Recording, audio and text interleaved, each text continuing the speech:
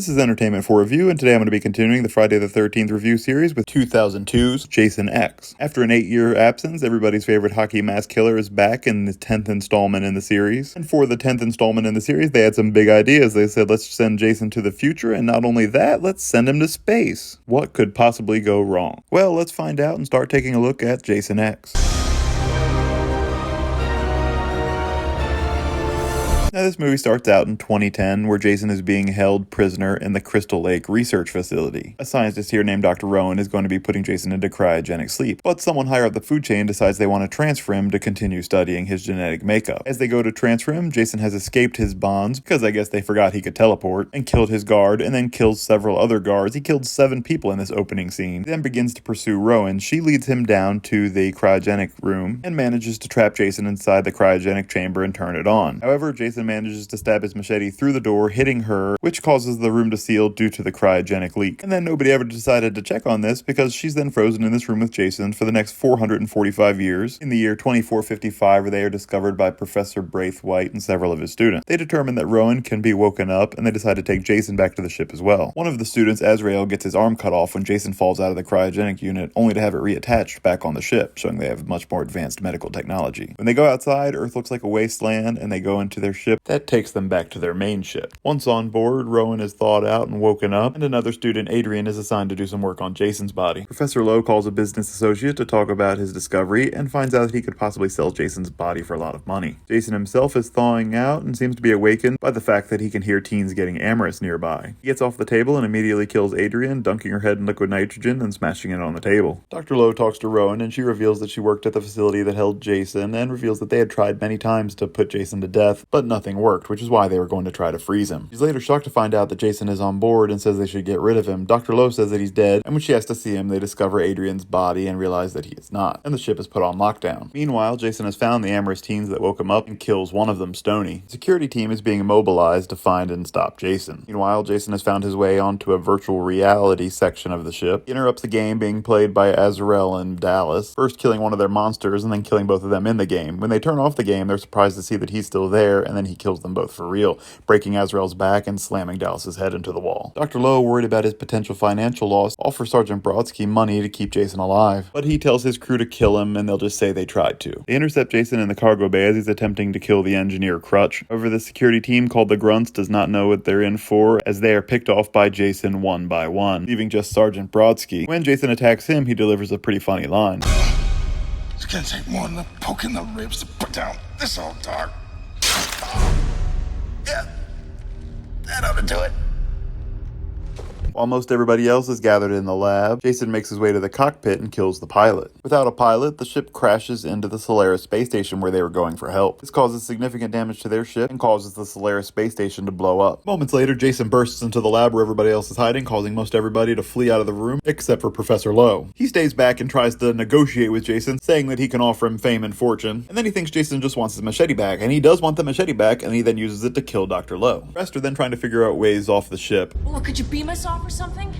Beam us off? They decide to try to use the smaller transport ship that they had used to go down to Earth, but they have to split up and get it ready. Crutch and Waylander go to the cockpit to begin prepping there. Rowan, Kinza, and Janessa go to begin prepping the shuttle on the other side. And Sunrun goes off with KM-14, the android. Along the way, Rowan discovers that Sergeant Brodsky was still alive, surviving his initial encounter with Jason, but she needs help to move him and calls help. Waylander leaves Crutch by himself to go help her, but when they get back, Brodsky is gone. Jason then goes to the cockpit and kills Crutch. Kinza has a panic attack aboard the shuttlecraft and won't let anybody else in. She attempts to launch it, but the fuel line is still attached, and the ship launches and crashes into the bottom of the larger ship and blows up, killing Kinza. Jason then corners Rowan, Janessa, and Waylander outside of the shuttle bay. Sunrun then reappears with KM-14 after having given her an upgrade. He upgrades her outfit and also her programming, giving her more combat capabilities. Jason throws a machete through her, and she pretends to be hurt to lure him into a trap, and then begins attacking Jason, and she's having a great deal of success. She's shooting him with a lot, which doesn't seem to be doing a lot of damage, but Jason's only able to land very few blows back on her. In the middle of the fight, Brodsky reappears and lands an attack attack on Jason, but he pretty much just swats him aside. But this does provide a momentary distraction as KM-14 resumes her attack. She shoots Jason, knocks him through a wall into the lab, where she continues to shoot him and blows off his arm first, then his leg. She even blows a big chunk of his head off, and then throws his machete into his chest for good measure. They take Brodsky to the medical bay to patch him up, and then they realize that the ship is in more trouble than they thought. The hull is breached in its venting atmosphere, and this will eventually lead to a core breach. Another ship is nearby and radios if they need help, and they say they do, but they don't know if the ship will get there in time. They then come up with a plan to blow the tubes that connect the two sections of the ship so they can go to the other side that's not venting atmosphere. While they're putting this plan into place, the medical bed that Jason landed on, due to a glitch, turns itself on and starts repairing Jason. Determines that there's not enough organic material, so it starts looking for synthetic material. The result is that it produces Uber Jason, much stronger and more enhanced version of Jason, if that's even possible to believe. Even appears to be bulletproof now. He appears in one of the tubes, and KM-14 attempts to try to stop him again, but he knocks her head off with a single punch. She's able to survive this though, being an android, and Sunrun grabs her head. They get into a struggle with Jason, and Jason knocks down Waylander. The rest manage to make it into the next room. Waylander is left behind with Jason, and he has the detonator, so he sacrifices himself and blows the tubes. They think it's over and the rescue ship arrives, but it turns out that the vacuum of space is not enough to stop Uber Jason as he punches a hole through the walls, causing the room that they're in to start decompressing. They're all trying to get to the next room and seal the door, and they try to rescue Janessa, but she's unable to hold on and gets shredded, being pulled through the hole. It's a shame because Janessa did deliver some funny lines during this movie. The rest reach an exit point, but they can't get the hatch door open to get out to the other ship. Brodsky volunteers to go outside and reach a control panel to try to reroute power. Meanwhile, Jason is just walking through the ship, knocking down hatch doors. They decide they need a distraction. When Jason gets to the hologram area, they project an image of Crystal Lake. It seems to distract Jason momentarily, but then he begins walking towards the door. They project two teenage campers. This distracts Jason again, but only momentarily, as he then kills the two holograms. He picks up one in a sleeping bag and uses her to slam on top of the other one several times, and then swings the other one into a tree. Brodsky manages to get the door open, and they get over to the ship as Jason is coming out of the hologram, and goes back and gets KM-14's head, and just as Jason's about to reach the path over to the other ship, Brodsky sacrifices himself and seals the hatch. The rescue ship has to disengage and leave as Brodsky and Jason march towards each other to go into combat just as the ship explodes around them. Sunrun and Rowan look out the window of the ship and see that Jason is being propelled out of the explosion right towards them,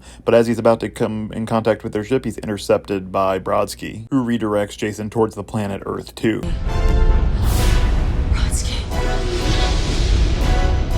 Rowan to Sunrun and TM-14 are now safe, and Jason is being driven into the atmosphere by Brodsky, and we see them both enter and start to burn up. And then we end the movie with two teenagers sitting by a lake. They think this is a shooting star, but this is Jason coming down, and the last thing we see is Jason's mask settling on the bottom of the lake floor. And that is Jason X. Now this movie is probably by far the most ridiculous in the series in premise, but if you can look past that, it's entertaining to watch, at least, from time to time. This movie marks Kane Hodder's fourth and final appearance as Jason Voorhees. The movie does nothing to connect to any of the others in the series. Last time we saw Jason before this was in 1993's Jason Goes to Hell, and Jason was dragged to hell at the end of that movie. We have no explanation as to how he was back alive on Earth and captured by the government in 2010. And really, to have any chance at enjoying this one, you kind of have to look past everything else in the series up to this point and just accept this as a new situation with Jason Voorhees inserted into it. You really kind of have to look at this as a standalone movie. They also try to introduce something they haven't previously, and that's that Jason has some sort of extreme ability to regenerate himself. I always just looked at it as him being a walking corpse, so damage didn't do much until you got to extreme amounts of damage. Appearance-wise, Jason did look better than he had in previous movies. He looked less corpse-like, and he had more hair than he's had since Part 2. In the one scene where they do show his face, it does look pretty grotesque. When he gets transformed into Uber Jason, I mean, it's pretty cool. He becomes a part synthetic being. It's basically a futuristic, superpowered Jason. It was cool, but I'm glad it was only for a short portion of the movie. I do like that I feel that this movie doesn't try to take itself too seriously, and there's some good comic relief in here at times. Death toll is pretty high in this movie, a total of 25 confirmed deaths, 22 of which Jason is responsible for. Opening scene in 2010, he kills the guard who was watching him, as well as the 4 guards who came to transport him, along with Dr. Wimmer and Sergeant Marcus. Aboard the ship in the future, he kills Adrian Stoney, Azrael Dallas, Sven, Condor, Gecko, Kicker, Briggs, Lou,